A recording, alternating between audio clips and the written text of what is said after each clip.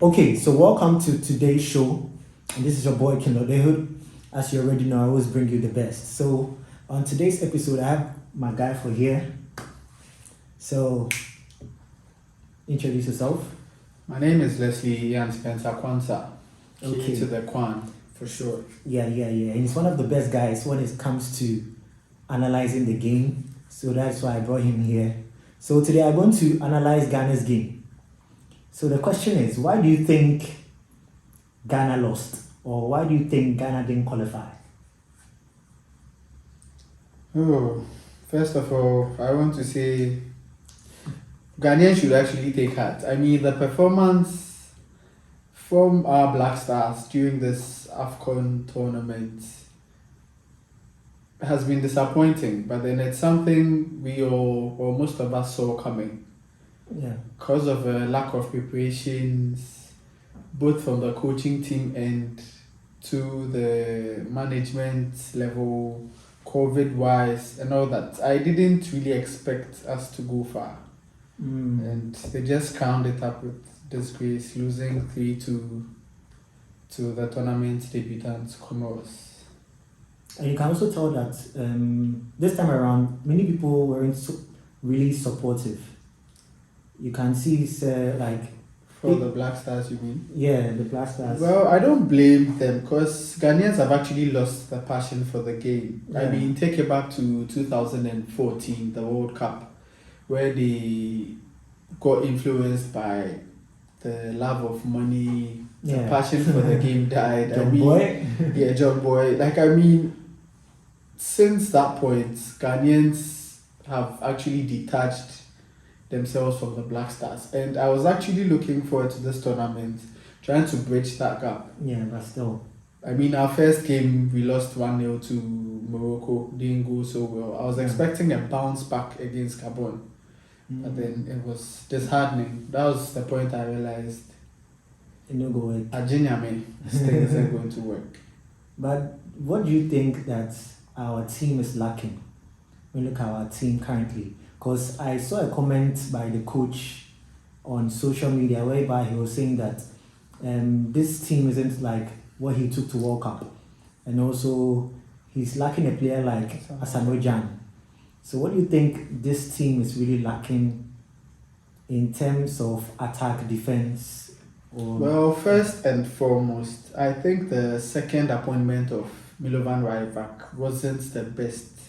Okay. And his approach before this final game. I mean, I'm not a coach. I mean, I research, I actually do football. Yeah.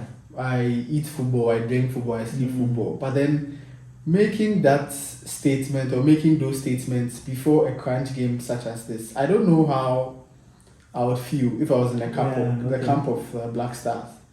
But then just imagine you're at a camp and someone just walks in and say, you people are not the level of these people, so lower your expectations. I mean, fine, you are trying to ease the pressure on me from one angle, but then I look at another angle, I feel like, oh, okay, if I'm not at that level, then why should I kill myself? Because so I really feel this tournament has been shaky. Not shaky per se, it has been disastrous, like from our camp, from the beginning to the end. The whole team selection, no consistency, different call-ups for different games, different tournaments. Many players debut.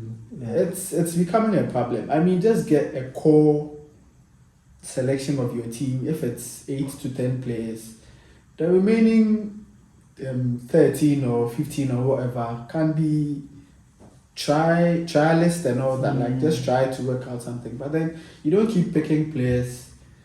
The following international break, we see a different set of. I mean, it's not going to work. You are not building consistency. The players are not gelling. Well, okay. So, looking at the team right now, what do you think would be the solution? Because, okay, looking at the team right now, our first 3 matches, I realized that after we went a man down, we started playing very well. So then what happened to our 11-man game? If you can get my point. Yeah, I get your point. I feel as though with this last game, as in the game against Comoros, It was down to complacency. I mean, I feel they thought they had the game in the bag because Yeah, sure. Comoros is a team we should be beating and all that. And I had to go search them on the map. it's a small island, like someone said. A Friday night population at Bloomba is even more than Hey, the people of. So punchline. I mean, it's heartbreaking if you actually think through it. It's heartbreaking because I feel as though they saw this as an easy game. Yeah. And 4 minutes, they were actually shocked when they concede. had a wake up call. Yeah. And at that point, we were just fighting to come back in the game. And the red card, Was it which blue? I felt was quite harsh, but then it could make a case for a red card because of a follow through, but then it was quite harsh. And we were just chasing shadows from there. We actually did well with the comeback, 2-2. Yeah, 2-2. But then Just finish up the game. resilience couldn't hold. I mean, I would have been proud if we ended the game 2-2, which would have not been a so good result, but then it would have been better than the 3-2 loss. So looking at the team right now, again, let me rephrase it. Okay. So take a look at the team. What do you think our way forward would be the solution to we coming back? Like This might sound harsh, but then I think we should follow the pathway the Nigerians took in, I think, 2014, 2015. Dissolve your whole management, the whole technical team, and start everything from scratch. And I really have a problem because we actually have some good players in and around Europe's top leagues, Yeah. Europe's promising and exciting leagues, but then these players are not called. I mean, take a look at teams like Senegal. Senegal have players playing across England, France, Germany. I mean, top tier, not just Division 2, Division 3. And look at Ghana, our goalkeeper number 1 is in the 4th tier of the English league for Swindon Town. He can't even face a shot on target. Every shot is a goal. I mean, it's really disheartening. It's not like we do not have the talent and all that. We actually do have. But then I put it down to our scouting, and I think the whole setup should be revamped. Like, Okay. and I'll be willing to do a job for the Black Stars. I mean, I don't mind. Yeah. Just give us the resources. I know a lot of guys who are diehards who actually do a great job because we have a talent out there. Yeah, it's true. Convincing and Tarek Lamptey, Hudson-Odoi. Yeah. I don't even think Danny Welbeck has an England caller. Schlupp was. Jeffrey Schlupp has been sidelined. I don't know. I mean, we can actually do better. I have a lot of players. It's true. Mano Jesse scored the winner against AC Milan yesterday. Yeah. He's a striker. We need strikers to score goals. Jordan, are you playing 3 matches, 90 minutes each, 270 minutes without a shot on target? It's disgraceful. Oh, God. I mean, you can't go to a tournament with such a striker expecting to do exploits. Okay, so do you think, since we've qualified for the World Cup, We haven't qualified We- yet. we We haven't have a qualified. playoff round to play against. My memory is not set, but we have a playoff round to play? to play. Yeah. So, do you think should we qualify for the World Cup, how do you take the whole look at the Black Stars? How will our performance be? Well, first and foremost, I'll say qualifying for the World Cup would be an absolute miracle because I really don't expect us to go that far with this level of performance. I mean, just look at Africa. We couldn't even You qualify for the couldn't group stage. form a quite easy and progressible group. I mean, you don't expect to be pitted against Egypt, Algeria, Cameroon, Cote d'Ivoire, the big guns of Africa, and expect to have it easy. I mean, they'll really show you that, yes, you really need to step up. So I really feel we should actually take a break because if we go to the World Cup with this level of performance and this whole Black Star vibe, I'm sorry, it's really not going to end well for. It's just like postponing heartbreak. And you think also, trying to win over the boys with incentives is the way forward? Because I've realized that anytime you want to win a game, the influence of money. I influence feel of money- it has a limit because money actually does good things, and it does. But then I feel it's actually to play for your national team. it comes goes from the heart. I mean, yeah. you should have some pride, but then in our part of this world or universe, it's all about the money. And I feel some of these boys already have the money. So what you are, I mean, Partey is on like 180 or 200k a week at Arsenal. Yeah. They are coming to give him a cut of £30,000 as $30,000. Sorry, as a cut of. I mean, what is $30,000? I mean, it does a lot for the local boys who are in the squad. Yeah. But these local boys are not even given a chance to play. It's true. I mean, just take for an example. I'm a local boy. I've been promised £30,000. My club side in Ghana do not even give me 10,000 Ghana cedis. Yeah.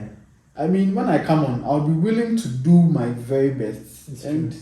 they are not getting these chances. So I feel it's either you give these local boys a chance. If it doesn't work, then we actually do what we are. I mean, there's no harm. What's the worst that can happen? The local boys won't fare any worse than this. 3 matches, 1 tournament. You come home with 1 point. It's sad. Okay, I think all in all, it has been a very good interview. So, do you have any advice to maybe the Ghana team, or maybe do you have any words for supporters of the Black Stars in a whole? Advice to the management team, which will not even get to them. Even if it gets to them, don't take or utilize it. It's the money chopping. It is too much. Like, get the work done first before you think about the money. Think about all those things. And I'm not being crime bias here, but I really miss Kwesi Nyantechi, because in times like this, he'll get the job done. But then, maybe this can be, but then you get the job done. But then you can't be lackadaisical about your work and expect to still be enjoying there. It doesn't work that way. Okay. And to fans of the Ghana Black Stars, just lower your expectations. Like, we are not the team we used to be 7, 8, I think 9, they've already lowered their 10 expectations. years. Oh, I mean, some people still feel that way, but then you are Ghanaian, you can't take it away. I mean, so just lower your expectations. I just learned someone passed on with heartbreak this evening. I mean, he's quite old, so blood pressure. You are surprised. I mean, you are Ghanaian. I mean, it's emotion. Just lower your expectations. Ghana is having a match. Get your cup of coffee, your chilled soda, then just enjoy the game of football. All right. So, thanks for passing through. Pleasure's mine. So, we'll catch you on another episode. This is the boy Kenode. Thanks for watching. Okay. We could do the man you own them. Hey. It's stressing me on.